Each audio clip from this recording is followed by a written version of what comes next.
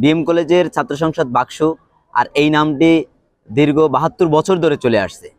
আপনারা জানেন যে বিএম কলেজের ছাত্র সংসদ 1952 সালে প্রতিষ্ঠিত হয়েছে এবং সর্বশেষ 1990 সালে ভবন প্রতিষ্ঠিত হয়েছে এবং সেই থেকে ছাত্র সংসদের নাম চলে আসছে বাকসু। কিন্তু যেখানে এই বাকসু নেতৃবৃন্দের আন্দোলনের ফসল বরিশাল বিশ্ববিদ্যালয়, সেখানে সেই বরিশাল বিশ্ববিদ্যালয়ের ছাত্র সংসদের নাম এখন বাকসু, এটা কখনোই সমীচীন নয়।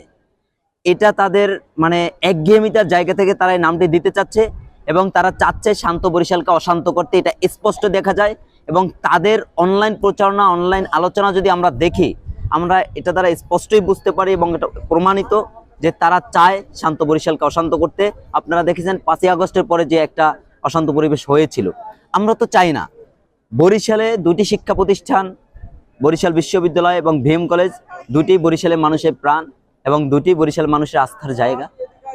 এগুলো নিয়ে তো তারা কখনো দ্বিমত পোষণ করতে পারে না।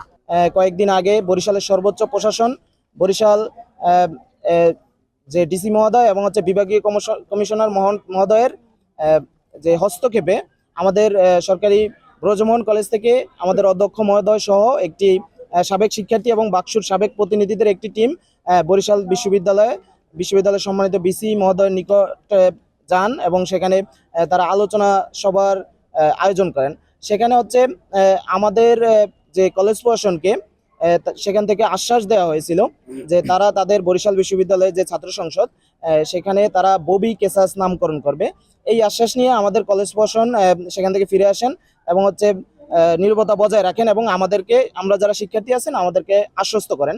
কিন্তু তার ওই 24 ঘন্টার ভিতরে আমরা দেখতে পেয়েছিলাম যে 92তম যে সিন্ডিকেট সভা হয়েছিল, সেই সিন্ডিকেট সভা তাদের যে ছাত্র সংসদ, সেখানে একই নামকরণ অর্থাৎ বাকসু নামকরণ করা হয়েছে।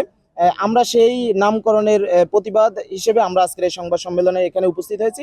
আমরা যেটা চাচ্ছি যে উভয় প্রতিষ্ঠানের যে ছাত্র সংসদ, সেই ছাত্র সংসদের স্বতন্ত্রতা রক্ষা করে বরিশাল বিশ্ববিদ্যালয়ে তাদের যে ছাত্র সংসদ, সেই ছাত্র সংসদের নামকরণ করুক।